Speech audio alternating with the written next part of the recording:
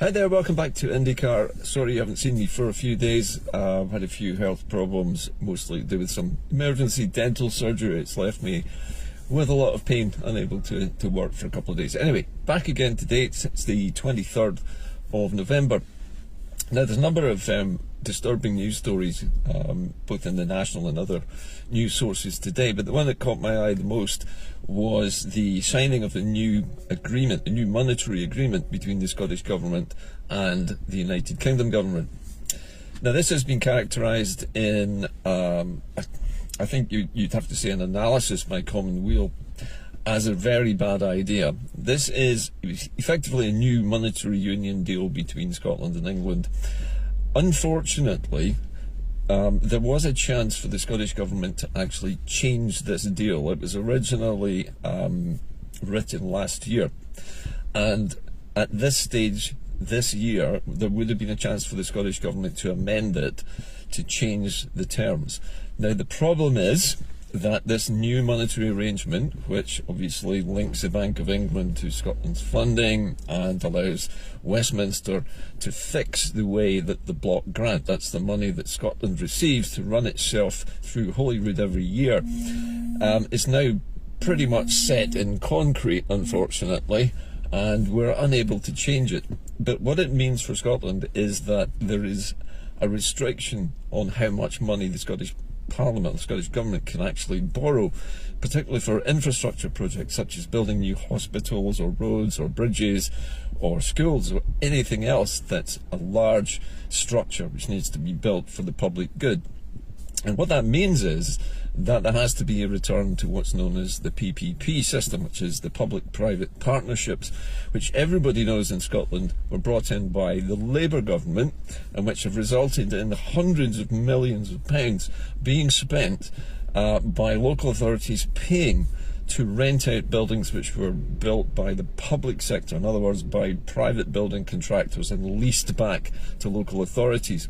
So instead of procuring a building for the cost of building it, which would have been much cheaper, we ended up paying hundreds of millions of pounds more over many years. And unfortunately, this new monetary agreement, which has been signed by the Scottish Government with the English Government, means that we're now tied to that. We cannot now build any infrastructure projects. We can't borrow enough money to do that because of this new structure. So it's widely regarded, particularly by economists, as a bad move. Scotland is now tied very tightly to the United Kingdom spending cuts. Now, talking of the spending cuts reminds me that during the Chancellor's budget, he was announcing a couple of tax giveaways for companies and a small tax giveaway for workers, and that was the Class 2, or one of the classes of national insurance being abolished. Class 2 contribution is not a huge amount, but people like myself who are self-employed pay this every week. It's a small sum, but if that's abolished, then that represents a few £100s in the pockets of your average self-employed person, which seems like a good idea. The unfortunate thing is, at the other end of the scale, the Tories have decided to cut public funding. Now, that means public services in England are going to be cut, and both the Labour and Tory parties have both said, no matter which one of them wins the next general election, that they are going to usher in an even more advanced and high-speed privatisation of the English NHS. That means more privatisation. It means less money being spent on the English NHS, which means, because of this new monetary union deal which has been done between England and Scotland, Scotland will then get less money in its block grant with which it can use to fund its own health service. So that means that no matter what we do from now on, since the signing of this deal, we're going to be much worse off.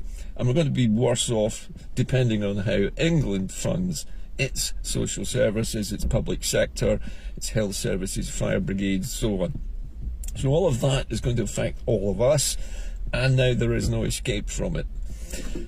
Now, there's been a few other things that have happened as well in the last few days, and a couple of other things caught my attention. One of them is Scotland's only surviving oil refinery is to close. Now that means that Scotland, as a major oil producing nation, will not have the ability to refine its own oil.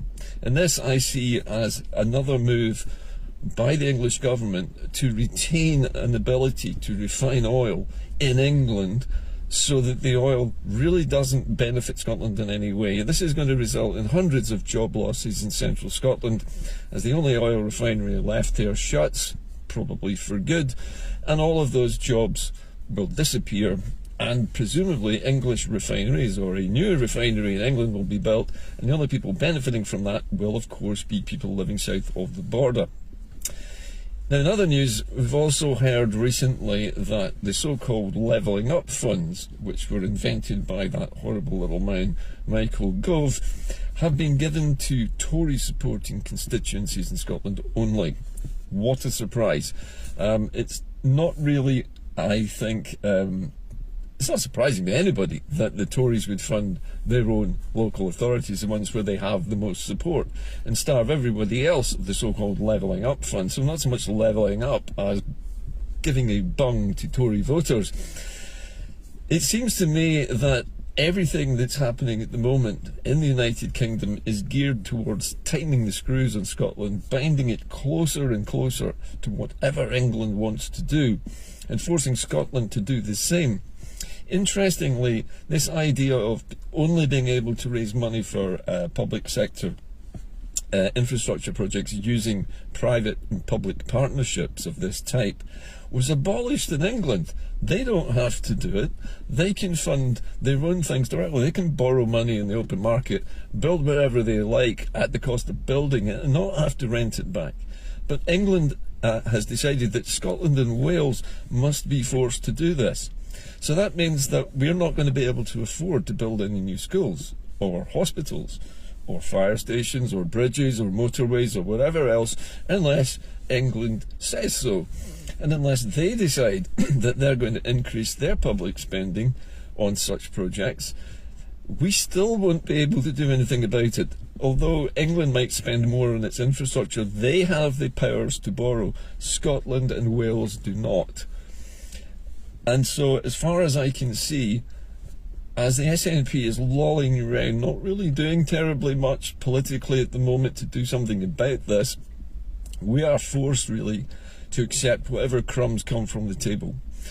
And as this goes on, you know, I'm getting more and more annoyed, obviously, like a lot of other independent supporters, that the SNP doesn't seem to be fighting back. And in fact, the fact that they had the opportunity to amend this deal, this monetary union deal as it's been characterised, but didn't amend it, is bizarre. They've accepted it, saying that it was the best they could get under the circumstances, and it was probably the only way they could do it, etc., etc. It wasn't. I mean, if the Scottish government had a bit of backbone, they would have stood up and said, no, this is not acceptable. We want the same borrowing powers that you've got, otherwise there's no deal. But no, doesn't happen. So that leaves Scotland in an even weaker position than it already was. It's going to leave us without an oil refinery, unable to process the oil that we actually own, that comes from our own oil fields, is passing through pipelines, bypassing Scotland completely and heading off down to England to be refined there, producing jobs there, producing tax revenues there, and absolutely nothing here, because a pipeline passing through Scotland doesn't produce any income at all for us. It just bypasses us. We become more and more isolated, poorer and poorer, and at the whim of whatever the Tories or the Labour Party decides to do after the next general election. All of which leads me to one conclusion, and that is that if we don't vote for the SNP in the next general election, there's no other party capable of producing the same kind of results, unfortunately, as the SNP can. We have no chance whatsoever of becoming independent. And it's just a fact of life. We have a Hobson's choice when it comes to the party we vote for. We have the Independence Party, the SNP, who appear to be really not doing very much at all. Reacting is, I think, the only thing we can say that they're doing, but not reacting the right way in many cases. And we are bound tighter and tighter and tighter fiscally to the United Kingdom and what it decides that we're allowed to have. And so for those of us who would like Scotland to be independent, it's more important than ever that we explain the reasons why Scotland needs to be independent, why we need our own oil refinery, why we need borrowing powers, and why we must not have our income, in other words, what we get in taxes, taken away from us by another country and end up with basically pocket money in order to run our own affairs. But that's what's happening. And it's getting worse, and it's going to get much, much worse after April next year. Because although one or two people like myself who are self-employed are going to be £200-300 a year slightly better off because of these national insurance adjustments, it's not really going to make a dent. Remember that utility bills are set to go up by more than inflation in the next few months. There's not going to be any rebates. There's not going to be the £400 help for heating that we got last year. I think the elderly will still get a heating allowance, or whatever they now call it, but the rest of us, no, we're all going to freeze. So it seems to me that the United Kingdom has a completely dysfunctional monetary union that serves only England, whereas Wales and Scotland become poorer and poorer. I've no idea how it affects Northern Ireland, but I suspect that Northern Ireland will escape the worst of it, because despite the fact that the United Kingdom finds Northern Ireland annoying and a bit of a burden, the political ramifications of pulling the funding from Northern Ireland would be disastrous for the unionists there, considering that they're in a minority already, and there is the chance of a border pull happening if things get much worse. So I think, to be honest with you, not surprised by any of this. This is all exactly according to the United Kingdom playbook. Treat them mean and keep them keen, basically. Starve the Scots, starve the Welsh, freeze them out, make sure they're so poor and they're so desperate that they will just not fight back. And basically that is how the situation remains at the moment. So unless you want Scotland to be less powerful, more poor than it already is, if that's impossible at the moment, if you want us to be ignored and erased out of the news, which is what the BBC exists to do, if you don't want to ever hear any good news about your own country, and if you're happy living as a third-class citizen in what is basically I suppose an empire where the main country gets everything and we just get crumbs, then by all means vote for the Tories or the Labour Party or the Liberal Democrats. But for us, we have to unify, and we will have to unify behind the SNP next year if we're to have a chance of getting out of this. But we also have to put pressure on our SNP politicians and the leadership of the SNP government to stop mucking about and to stop just taking stuff and letting things happen to us. It's time to start deciding what we do, making these things happen, and not just simply accepting whatever table crumbs are offered to us by our colonial masters in London, because that is essentially what our future now looks like, in a crumbling union which basically is a bankrupt nation. And the only way that England can survive is by either creating money, which they have decided they're not going to do now, which means that there are going to be massive cuts in public spending, or we face this, which is more poverty, more freezing, higher food prices, skyrocketing energy costs, which is ridiculous considering that we are floating on energy at the moment, and yet we're having to buy it back from some global free market economy instead of being able to produce it for ourselves at cost and supply it to ourselves at such a low cost that everybody could afford it. Independence is not just a fanciful idea. Independence is now the only way of rescuing Scotland from what is about to become its worst impoverishment in decades, because the Tories have got it all planned out. Scotland and Wales are going to be starved of funding, tightly controlled, unable to move, unable to borrow, unable to create new infrastructure, and have to go begging in London for anything that they desperately need and then be told no.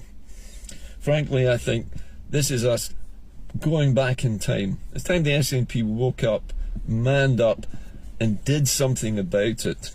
I'm not the only commentator who's saying this. In fact, most of the commentators who are pro-independence are all saying the same thing. We've got to put pressure on our politicians. If there's going to be any kind of an independence push next year in the general election, it needs to be tightly defined. It needs to be on a vote count, not a seat count. And it has to be a landslide. It has to be a massive victory for people who want independence. We need to demonstrate that we have the will, we have the support for independence well above 50%, and then we need to take back our independence, not wait for it to be given. It's never going to be given to us. That's it for me today, my rant over.